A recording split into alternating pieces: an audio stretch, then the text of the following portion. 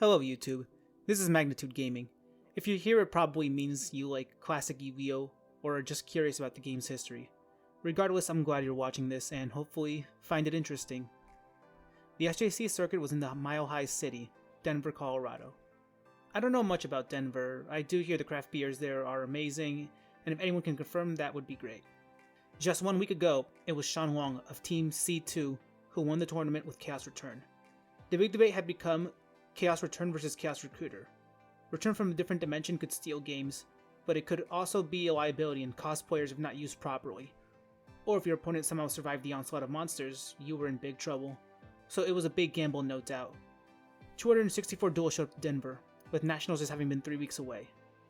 Duelists are looking to get an edge in every way imaginable. One interesting thing was the use of creature swap. Duelists were swapping their Sangans or Mystic Tomatoes to get their opponents to Quake Cheese or Magician of Thais, and then using them to gain massive advantage. Blast Will was being seen in more decks, with some duelists using it as a chance to tech Injection Fairy Lily once again. She could get over big monsters and have the ability to steal games. However, there was also another card that would end games quickly, Cyberstein. Some duelists began to just tech Cyberstein in their decks, and it was a good way to steal games. People didn't really see it coming, and you could get big monsters from that. The top 8 had a lot of newcomers, but for sure there were some known duelists with some credentials there for sure. The last time we saw Keenson Yi was SJC Seattle, almost 1 year ago. He had made top 8 and had gotten second place at SJC LA 2005 of April that year. Now he was hoping to pick up some of that magic again. He was playing for Team Junkie Spot. The team had flown under the radar, but his teammate Michael Bueno had finished second at SJC San Fran at the end of 2005. I mentioned Creature Swap, Cyberstein, and Last Will, as you can see here in Yi's deck. Andrew Novoa was also playing for Team Junkie Spot, and was joining his teammate Keenson Yi in top 8. He went a different route with his side deck and sided it more into a Warrior engine, so like classic Chaos Warrior engine, he was second in Swiss. Chris Moosman was the third player in top 8 playing for Team Junkie Spot. He was going with Morphing Jar in the main deck and 3 main deck Dust Tornadoes. I'm not quite sure what it was meant to hit. Could be a little bit obsolete because Road Decrees are running rampant in the meta. So I'm not too sure about this one.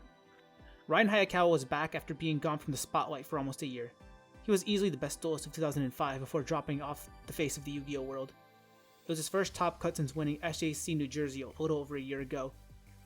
Hayakawa was playing for Team Comic Odyssey. He went all in with 3 Return from a Different Dimension. While Ryan Hayakawa was the best player of 2005, Emon Ghaneian was in the discussion to be the best player of 2006. This was his first top cut after finishing in top 8 just a few weeks before. He was a favorite to win Nationals, but fell short to future champion Austin Coleman. He was once again the favorite to win this event. Anything less would be seen as a major disappointment. He recently had joined Team Overdose, and looking to make a major statement on his new team.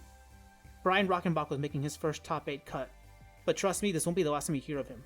He would go on to become a pretty well-known duelist. I think he actually plays Magic the Gathering now, and was much more known for doing that. If anybody knows what happened to Bryan Rockenbach, please leave a comment. Lindsey Mantos, up until this moment, had no tops, but he was undefeated at this tournament at 9-0, and was 3 wins away from winning it all. He was from the Denver area himself, and had the crowd behind him, no doubt. You have to cheer for a hometown guy. Hard to say it wouldn't be a good story. I don't know much about Daniel Zamarano. He was apparently a new competitor to the SJC circuit scene. If you see this video, then please give me your thoughts on this tournament or experience. I'd certainly like to know more. Top 8 started off with a bang. 2 former champions, Emon Ghaneian and Ryan Hayakawa, had to play, with the top 4 spot on the line. Emon was able to beat Ryan 2-0, after his scapegoat was unable to save him from Emon's Asherah Priest, and then a DD Warrior Lady took down Ryan's life points. Next, Emon Ghaneian had to play Lindsey Mantos, the only undefeated in the tournament. Lindsey took the first game with a Snatch Steal on Emon's Mobius. Lindsey braked game 2, and Emon gained the upper hand after a confiscation and a creature swap, giving Lindsey a 0 attack sheep token. Emon shut down any hope Lindsey had with the Royal Decree, and was left defenseless. In the third game, Lindsey drew terribly once again. He set a monster his first and second turn, only for Emon to have no mana crossout for both of them. Emon would go on to tribute a Cyber Dragon for Zaborg to destroy Lindsey's set monster, and then a flip return from a different dimension finished him off. The finals is now Emon, who looked destined to win, against Andrew Novoa of Team Junkie Spot. 2 West Coast guys, each repping 2 different teams from opposite sides of the US. Novoa's teammate had lost in the finals of San Fran at the end of 2005, but now he had a chance to bring a title to the team that had previously eluded them. Emon from overdue was looking to add more ranks to the team. In the first game, things went back and forth, until Emon summoned his Treeborn Frog and chained his own torrential tribute to clear the board. Novoa got Mystic Tomato back through premature burial, but Emon cleared it with Zaborg. The following turn, Novoa had no way to protect himself, and scooped. Game 2, Novoa came out guns blazing, as he summoned Zaborg and then Chaos Sorcerer to slowly clear Emon's board of Cyber Dragon and Spirit Reaper. He would then summon another Sorcerer to clear a second Cyber Dragon, and then summon Moes to destroy Emon's set Heavy Storm in return. Emon was finished off when Andrew creature swapped his own Mystic Tomato for Emon's Cyber Dragon. Game 3 was very back and forth. You saw both players go through cards like Scapegoat, Sang, and Mystic Tomato, with neither drawing a lot of monsters or any powerhouse guys. Both players got to a point where it was essentially top decking, with it coming down to the wire. Emon had his Call of the Hunted negated by Royal Decree. Emon Heavy Stormed and ended to keep his Treeborn Frog alive for the next turn. Andrew attacked with his Zaborg to destroy Emon's Goat token. Emon then top decked his own Zaborg, and traded his Treeborn Frog to destroy Andrew's Zaborg, and then attacked. Andrew drew for his turn, but whatever he drew was useless. He passed for turn, and with that, Emon attacked for game to become the champion of SJC Denver. Emon Ghaneian was now a 2-time SJC champion. He was only the second player to do it, and had defeated the only other 2-time champion to get here. While Emon had stumbled a bit at Nationals, this ended the debate, and he was without a doubt the best player in Yugioh.